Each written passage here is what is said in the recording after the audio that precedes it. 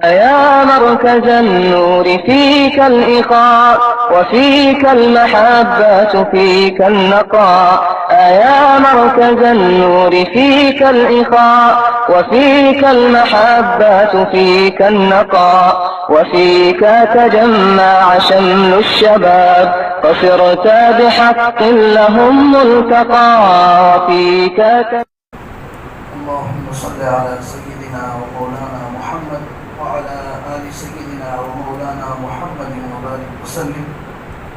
الحمد لله رب العالمين والصلاة والسلام على سيد الأنبياء والمرسلين وعلى آله وأصحابه وأزواجه وذرياته ومن تبعهم بإحسان إلى يوم الدين.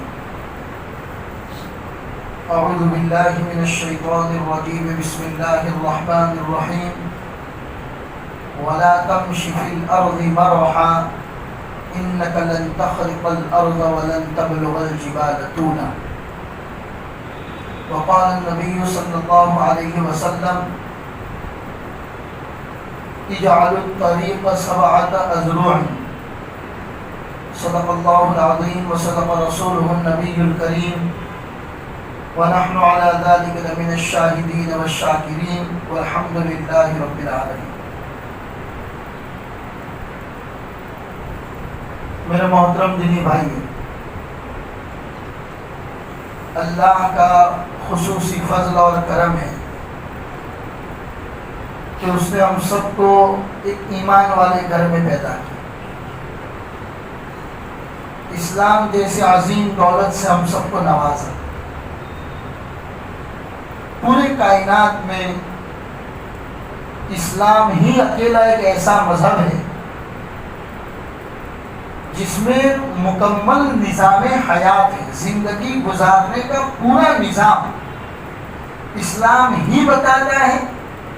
بقیہ تمام مذاہب کو آپ اٹھا کر دیکھ لیجئے، ان کے طور و طریق، ان کا کلچر، اس میں کہیں نہ کہیں آپ کو کمی ضرور نظر آئے. اسلام ایک ایسا پاکیزہ مذہب ہے کہ جس نے ہم سب کو آخرت کے طور و طریق تو سکھائے کہ بھئی جنت میں جانے کے لیے کیا تیاریاں کرنی ہیں، جہنم سے بچنے کے لیے کن چیزوں سے بچنا ضروری ہے. آخرت کی تیاریاں تو اسلام نے ہمیں سکھائی، لیکن اس کے ساتھ ساتھ دنیا میں زندگی گزارنے کے پورے نظام، پورے سسٹم کو، ایک ایک چیز کو نبی پاک صلی اللہ علیہ وسلم نے اور قرآن مقدس میں اللہ تبارک و تعالیٰ نے بیان فرمایا. ہر چیز.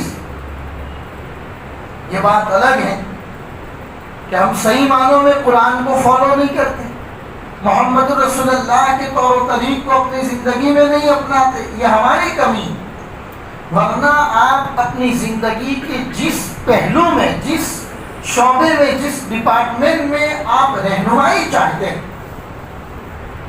آپ اسلام کو کھنگالیے، اسلام کا مطالعہ کیجیے، محمد رسول اللہ صلی اللہ علیہ وسلم کی زندگی، آپ کی سیرت اور آپ کے بتائے ہوئے طور و طریق کو پڑھیے، سمجھیے. آپ کو ہر چیز کے اندر طور و طریق دنیاوی زندگی میں گزارنے کا مل جائے.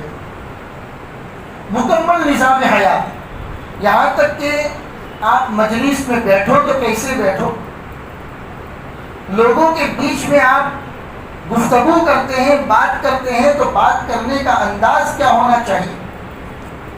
آپ 2-4 لوگوں کے بیچ میں بیٹھے ہیں، گفتگو کر رہے ہیں، اشارہ آپ کو کیسے کرنا ہے، اس کے طور و طریق بھی نبی پاک صلی اللہ علیہ وسلم نے بیان فرمایا. یہاں تک کہ کھانے پینے کے آداب بتائے، پانی پینے کے آداب بتائے. اگر آپ کو چھینک آتی ہے تو اس کے آداب بتائے. ارے آپ کو سستی کی وجہ سے جمائی آتی ہے، پگاسا جس کو ہم بولتے ہیں، جمائی آتی ہے اگر آپ کو، تو اس کے بھی آداب اسلام نے بتائے. راستے میں آپ چلتے ہیں تو آپ کا چلنے کا طریقہ کیا ہونا چاہیے، وہ بھی طور و طریق اسلام نے مکمل طور پر بیان کیا. ایک یہودی نے مدینہ المنورہ کی زندگی میں ایک صحابی سے پوچھا کہ تمہارے نبی محمد رسول اللہ کیا تم کو چھوٹی چھوٹی باتیں بھی بتاتے؟ کھانا کھاتے وقت کتنی انگلیوں کو استعمال کرنا ہے وہ بھی بتاتے؟ تمہیں پانی کیسے پینا ہے وہ بھی تمہارے نبی تمہیں بتاتے؟ تو وہ صحابی نے کہا ارے تو کھانا اور پانی کی بات کرتا ہے، ہمارے نبی پر قربان جاؤ کہ انہوں نے تو ہمیں استنجا کرنے کے طریقے بھی بتا دیے۔ پیشاب پاخانے سے فارغ ہونے کے بعد جب آپ صفائی کریں گے اس جگہ کی تو آپ کو صفائی کیسے کرنی ہے، ڈھیلا اگر آپ استعمال کرتے ہیں تو ڈھیلا آپ کو کیسے استعمال کرنا ہے، آگے سے پیچھے کی طرف یا پیچھے سے آگے کی طرف، کون سے موسم میں کیسے استعمال کرنا ہے، ہمارے نبی نے تو ہم کو وہ طریقے بھی بتا دیے۔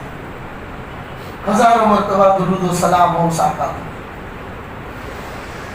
اللہ کے رسول۔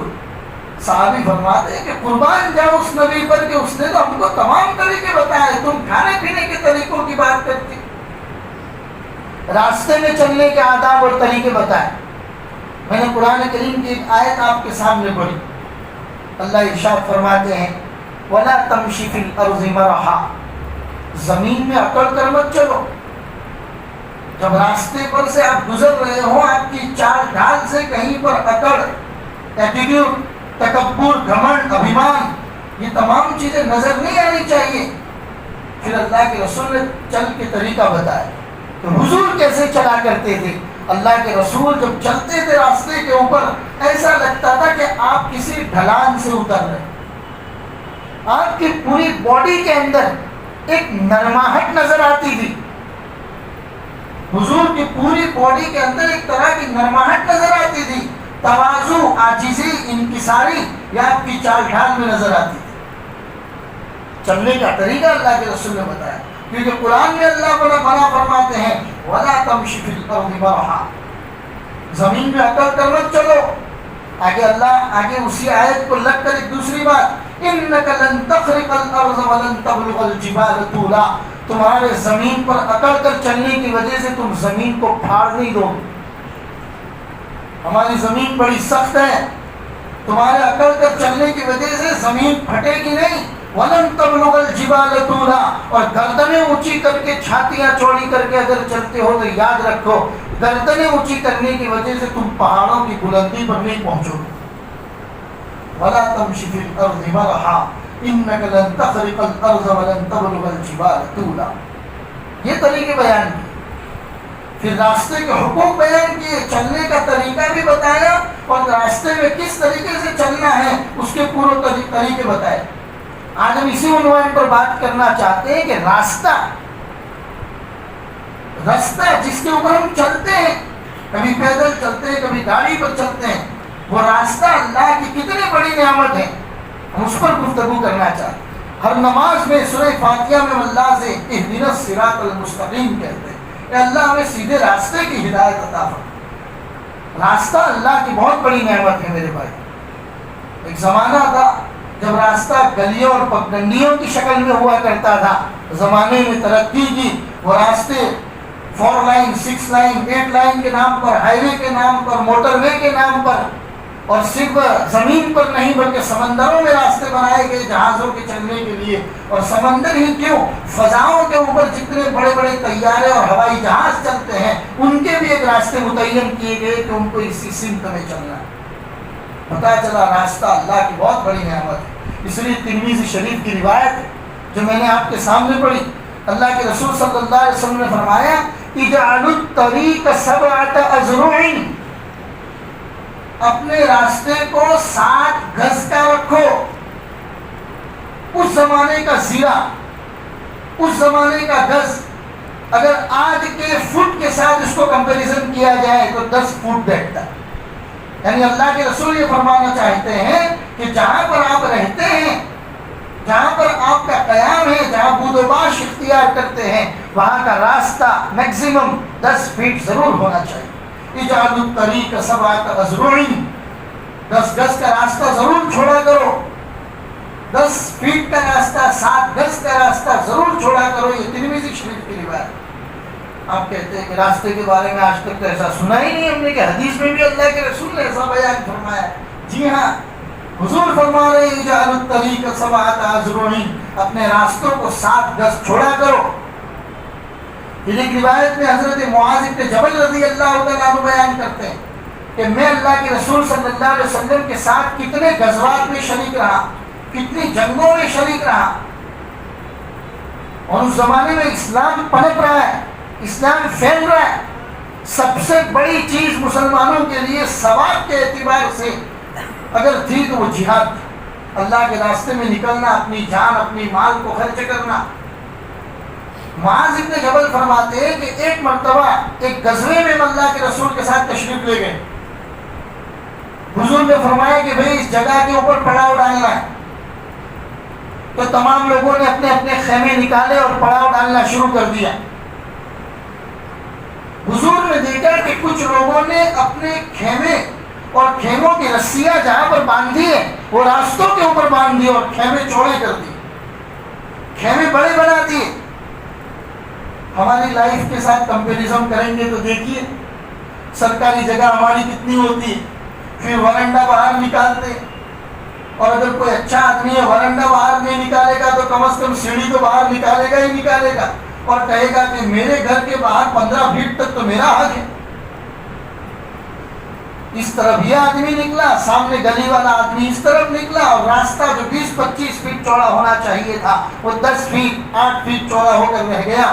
اور پھر انہی لوگوں کو اگر کوئی پریشانی آتی ہے، ایمبولینس لانے کی ضرورت پڑتی ہے تو ایمبولینس نہیں آ پاتی ہے، جو جگہ بچتی ہے اس میں ہم ہماری گاڑیوں کو بغیر ترتیب کے کھڑا کر دیتے ہیں. کبھی ایمبولینس آ گئی، اللہ نہ کرے کبھی آگ لگ گئی، فائر بریگیڈ کو لانے کی ضرورت پڑ گئی تو نہ فائر بریگیڈ آ پاتا ہے نہ ایمبولینس آ پاتی ہے. چھوٹا واقعہ بڑے واقعہ اور بڑے حادثے کی شکل اختیار کر جاتا ہے. نبی پاک صلی اللہ علیہ وسلم نے طریقے بتائے. وہ صحابی فرماتے ہیں کہ کچھ صحابہ نے اپنے خیمے چوڑے کرنے کے لیے رسیاں دور باندھی. حضور نے دیکھ لیا کہ آنے جانے والا راستہ تنگ ہو گیا ہے. اللہ کے رسول نے ایک منادی کو بلایا، آواز لگانے والے کو بلایا، اور کہا کہ جتنے لوگوں نے خیمے لگائے ان کو آواز لگاؤ اور کہو کہ تمہارے خیمے لگانے کی وجہ سے راستہ تنگ ہو گیا ہے اور تمہاری وجہ سے آنے جانے والوں کو پریشانی ہو رہی ہے. اللہ کو تمہارا جہاد کی کوئی ضرورت نہیں. سوچنے اور سمجھنے کی بات ہے میرے بھائی. جہاد میں نکلے ہوئے ہیں، سب سے بڑی ثواب کی چیز ہے اس وقت صحابہ کے لیے.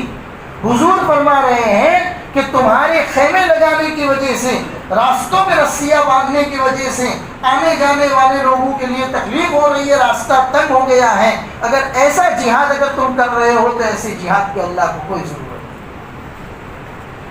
راستہ اللہ کی بہت بڑی نعمت ہے میرے بھائی. آدمی آج کل سفر کرتا ہے، سفر کرنے سے پہلے سب سے پہلے وہ کیا چیز دیکھتا ہے میرے بھائی؟ 50 لوگوں کو پوچھتا ہے. اگر کسی اجنبی جگہ پر جانا ہوتا ہے، نئے ٹاؤن نئی جگہ پر جانا ہوتا ہے تو وہاں گئے ہوئے لوگوں سے پوچھتا ہے بھائی راستہ کیسا ہے، ہائی وے ہے، نیشنل ہائی وے ہے، کیا ہے، راستہ معمول ہے کہ نہیں ہے، راستے میں ہوٹل وغیرہ ہے کہ نہیں ہے، کھانے پینے کے سامان مہیا ہے کہ نہیں ہے. تمام راستے کی معلومات لیتا ہے، اس کے بعد سفر کرتا ہے. پتا چلا راستہ اللہ کی بہت بڑی نعمت ہے، اس کی قدر کرنی چاہیے. نبی پاک صلی اللہ علیہ وسلم جب مدینہ المنورہ تشریف لے گئے تو دیکھا لوگ راستوں کے اوپر بیٹھ کر گفتگو کر رہے ہیں، میٹنگیں کر رہے ہیں، جس کو ہم اپنی زبان میں کہتے ہیں گپے لڑا رہے ہیں. نبی پاک صلی اللہ علیہ وسلم نے صحابہ کو بلایا. پوری لمبی حدیث ہے میرے بھائی. رسول پاک صلی اللہ علیہ وسلم نے فرمایا، بخاری شریف کی روایت ہے، ایاکم والجلوس بالطرقات، راستے میں اوپر بیٹھنا چھوڑ دو. ایاکم والجلوس بالطرقات، راستے کے اوپر بیٹھنا چھوڑ دو. فقالوا یا رسول اللہ، صحابہ نے کہا اللہ کے رسول، ما لنا من مجالسنا بد نتحدث فیہا، ہم مجبور ہیں، گھر اتنے بڑے نہیں ہیں ہمارے، چھوٹے چھوٹے گھر ہیں ہمارے، گھروں کے اندر بیٹھ کر مشورہ میٹنگ وغیرہ نہیں کر سکتے ہیں. ہم مجبوری کے عالم میں راستوں کے اوپر بیٹھتے ہیں اور گفتگو کرتے ہیں. صحابہ نے اپنا عذر پیش کیا. تو رسول پاک صلی اللہ علیہ وسلم نے فرمایا اذ ابیتم الا المجلس فاتوا الطریق حقہ، اگر تم مجبور ہو، راستے کے اوپر بیٹھنے پر مجبور ہو، راستے کے اوپر کھڑے رہ کر بات کرنے پر مجبور ہو، فاتوا الطریق حقہ، تو راستے کو اس کا حق دو۔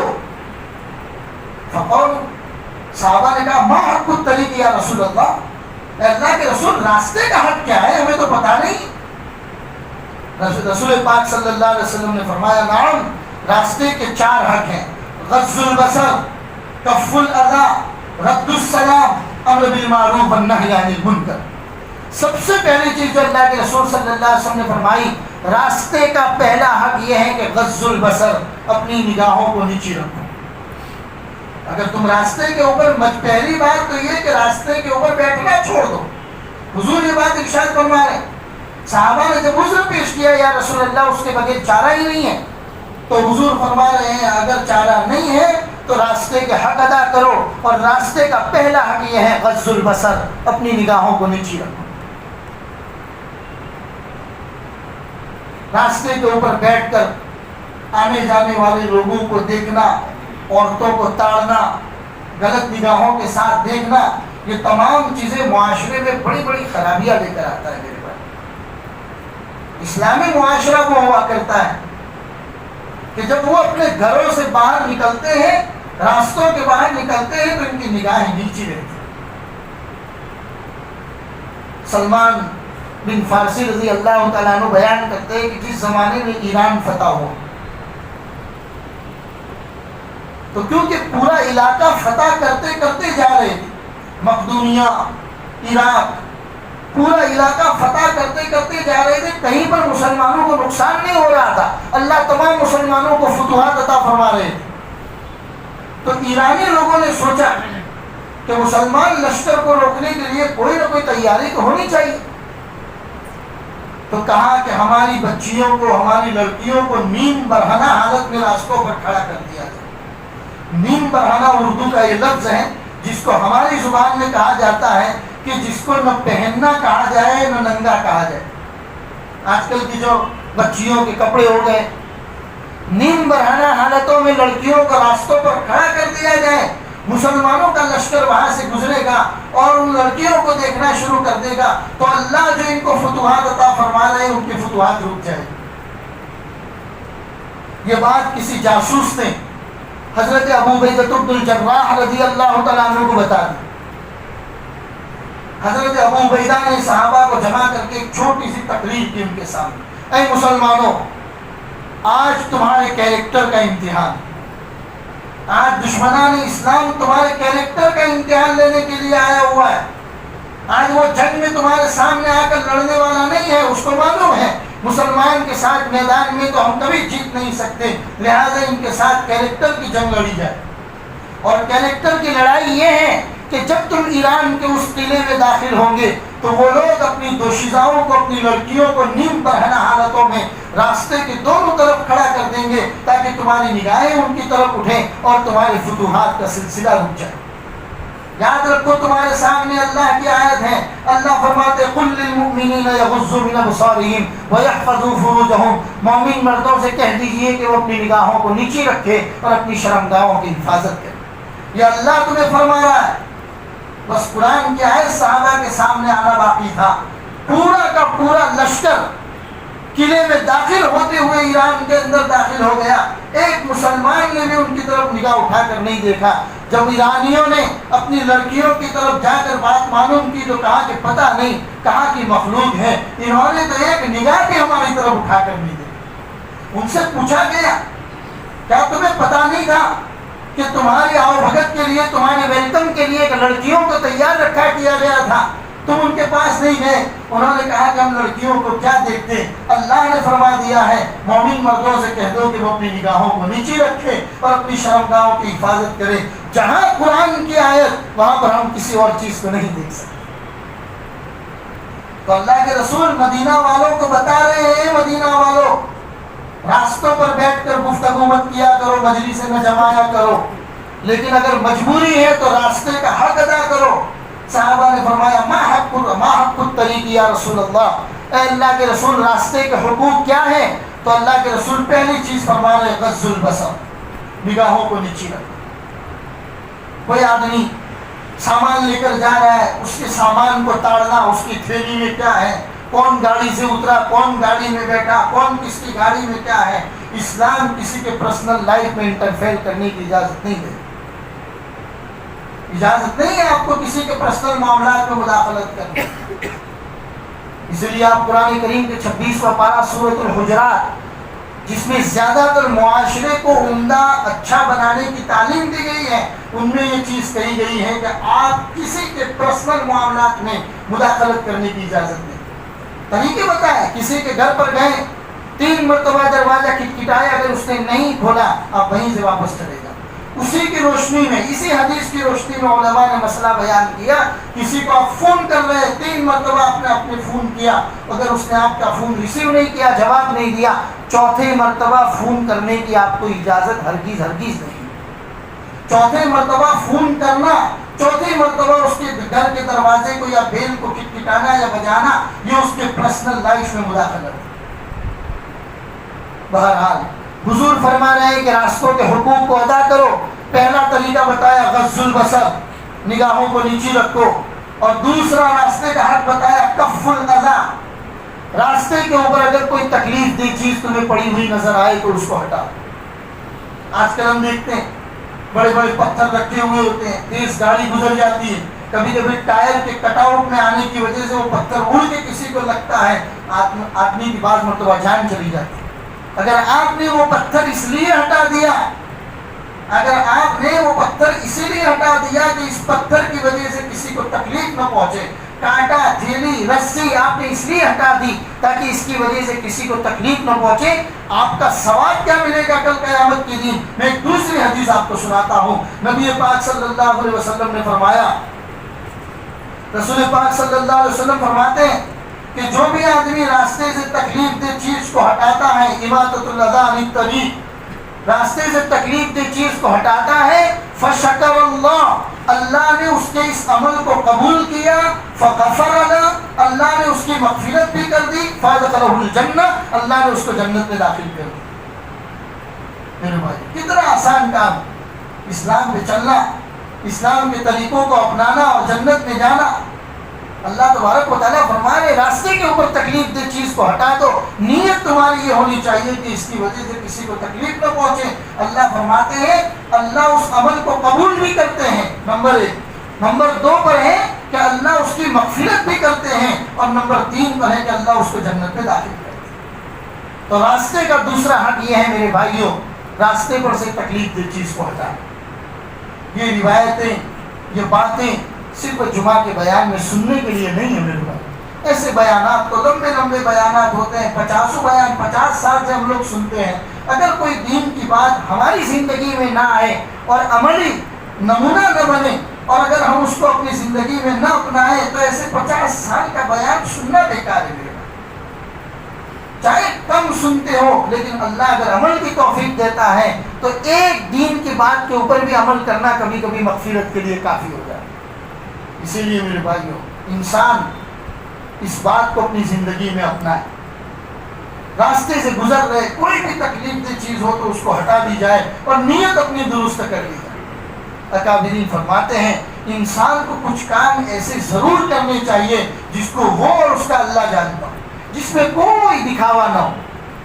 ٹوائلٹ میں گیا، دیکھا کہ وہاں چھوٹی چھوٹی چونٹیاں ادھر ادھر گھوم رہی ہیں، اس نے پانی اس لیے نہیں ڈالا ہر طرف تاکہ یہ چونٹیاں کہیں پانی میں نہ بہہ جائے، ان چونٹیوں کو اللہ کی مخلوق کو بچانے کے لیے وہ ویسے ہی پانی ڈالا ہوا کہ باہر آ گیا، یعنی سائڈوں میں جہاں سے وہ چونٹیاں گزر رہی تھی اس نے پانی نہیں ڈالا تاکہ اللہ کی مخلوق کہیں برباد نہ ہو جائے۔ اب یہ عمل اس نے اللہ کی رضا کے لیے کیا، کہاں بیٹھ کے کر رہا ہے؟ واش روم میں بیٹھ کے کر رہا ہے، وہ اور اس کا اللہ جانتا ہے اور کچھ نہیں جانتا، انسان کی مغفرت کے لیے کافی۔ اسی لیے راستے پر تکلیف دہ چیز کو، اب راستے پر تکلیف دہ چیزیں ضروری نہیں ہے کہ پتھر پڑا ہوا ہو، ضروری نہیں ہے کہ کانٹا ہی رکھا ہوا ہو، ہماری گاڑیوں کو غلط طریقے سے پارک کرنا یہ بھی کتنی چیزوں کو نقصان پہنچا میرے بھائی۔ اور سب سے زیادہ بےدرکاری، غفلت مسلمان قوم میں پائی جائے۔ ہم لوگ جمعہ کے دن آتے ہیں، یا لبے سڑک جو مسجدیں ہوتی ہیں، روڈ کے اوپر جو مسجدیں ہوتی ہیں، وہاں پر جو ہم گاڑیاں پارک کرتے ہیں، ہر انسان اپنی سہولت دیکھتا ہے کہ جمعہ پڑھ کے یا نماز پڑھ کے نکلوں تو گھر سے میری گاڑی نکل جائے، میری گاڑی نکالنے میں مجھے پریشانی نہ ہو، چاہے میں پارک ایسی جگہ پر کروں کہ 50 آدمیوں کو اس سے پریشانی۔ یہ اسلام ہے میرے بھائیوں۔ صرف 5 نمازیں پڑھ لینا اسلام نہیں ہے، روزہ زکوٰۃ حج ادا کر دینا اسلام نہیں ہے۔ آپ اپنی گاڑی کو اس طریقے سے پارک کرتے ہیں کہ میری گاڑی کی وجہ سے کسی اور کو پریشانی نہ ہو، یہ بھی اسلام ہی کا ایک حصہ ہے، یہ بھی اسلام ہی کا ایک حصہ ہے۔ راستے پہ آپ چل رہے ہیں، گاڑی چلا رہے ہیں، گاڑی کی جو لمٹ بندی ہوئی ہے راستے کے اوپر لکھا ہوا ہے کہ یہاں پر آپ کو 80 لمٹ کے حساب سے چلنا ہے، 50 لمٹ کے حساب سے آپ کو چلنا ہے، اس لمٹ کے اوور اگر آپ جا رہے ہیں، آپ کا ایکسیڈنٹ ہوتا ہے، اللہ نہ کرے آپ کی موت ہوتی ہے، اللہ کے دربار میں آپ سوسائڈ کرنے والے لکھے جائیں گے، خودکشی کرنے والے لکھے جائیں گے آپ، اور آپ خدا کے گنہگار بھی ہوں گے۔ جس گورنمنٹ کے احکام کو آپ فالو نہیں کر رہے اس کے بھی آپ گنہگار ہیں۔ اسلام ہر چیز کا ایک طریقہ بتاتا ہے۔ راستے کے اوپر آپ چلتے ہیں تو آپ کو کیسے چلنا ہے، ہائی وے پہ چلتے ہو تو اس کا چلنے کا طریقہ الگ ہے، جہاں پر انسان، جہاں پبلک رہتی ہے، جہاں پر لوگوں کے رہنے کا ایریا ہے، وہاں سے آپ گزرتے ہو تو اس کے گزرنے کا طریقہ کیا ہوتا ہے، تمام طریقے محمد رسول اللہ صلی اللہ علیہ وسلم نے بیان کیے۔ تو گاڑی کو صحیح پارک کرنا یہ بھی گویا کہ تکلیف دہ چیز کو ہٹانے میں سے ہمیں اس کی طرف بھی توجہ دینے کی ضرورت ہے۔ اور تیسرا راستے کا حق، اللہ کے رسول نے فرمایا رد السلام، سلام کا جواب دینا۔ سلام کے آداب بیان کیے گئے۔ بیٹھے ہوئے آدمی کے اوپر سلام کرنا ضروری نہیں ہے، آنے والا آدمی بیٹھے ہوئے پر سلام کرے۔ کھڑا آدمی ہے، دوسرا آدمی سواری پر گزر رہا ہے تو سواری والا آدمی کھڑے ہوئے آدمی کو سلام کرے، اور جب اس نے سلام کر دیا، یاد رکھیے سلام کرنا سنت ہے لیکن سلام کا جواب دینا واجب ہے۔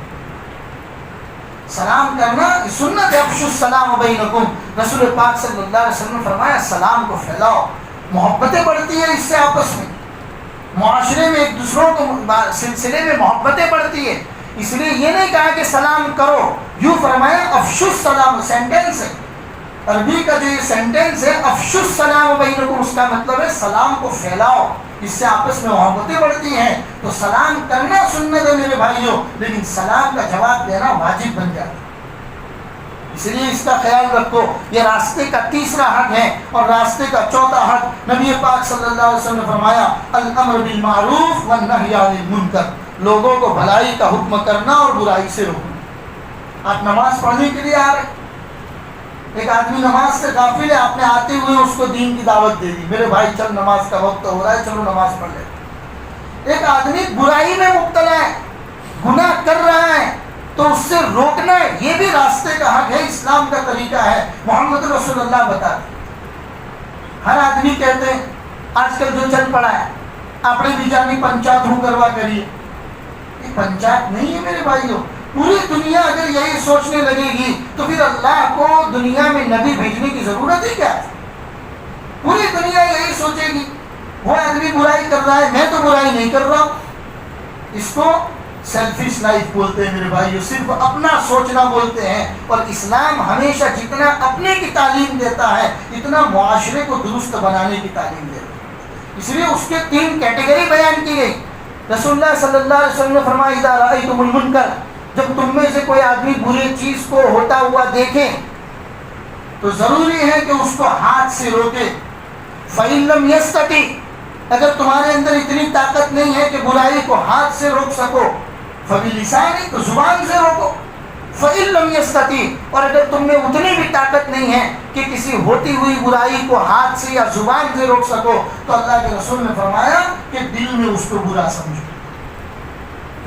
اور اگر دل میں بھی برا سمجھنے کا تمہارے پاس ٹائم نہیں ہے تو پھر اللہ کے رسول کیا فرماتے ہیں، پھر اپنے آپ کو ایمان والا مت کہنا، پھر تم ایمان والے نہیں ہو، کیونکہ دل میں کسی برائی کو برائی سمجھنا، اس کے لیے تو آپ کو کسی کی پرمیشن کی ضرورت نہیں، پھر بھی آپ کا دل برائی کی طرف اتنا مائل ہو گیا ہے کہ برائی کو برائی کہنے، روکنے یا سمجھنے کے لیے تیار نہیں ہے، تو اللہ کے رسول صلی اللہ علیہ وسلم فرماتے ہیں پھر آپ کو اپنے آپ کو ایمان والا کہنے کی ضرورت ہے۔ بہرحال میرے بھائی، میں نے آپ کے سامنے قرآن کریم کی آیت اور بخاری شریف کی 2-4 روایتیں بیان کی.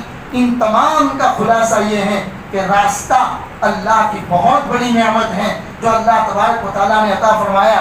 ترمذی شریف کی روایت آپ کے سامنے فرمائی. اللہ کے رسول صلی اللہ علیہ وسلم فرماتے ہیں کہ 7 گز یعنی کہ 10 فٹ کا راستہ ضرور چھوڑا کرو، اور اگر اس 10 فٹ کو کم کرنے میں کہیں نہ کہیں پر تمہاری وجہ سے کمی آتی ہے اس 10 فٹ کو کم کرنے میں، تو یاد رکھو تمہاری عبادتوں کی اللہ کو کوئی ضرورت نہیں.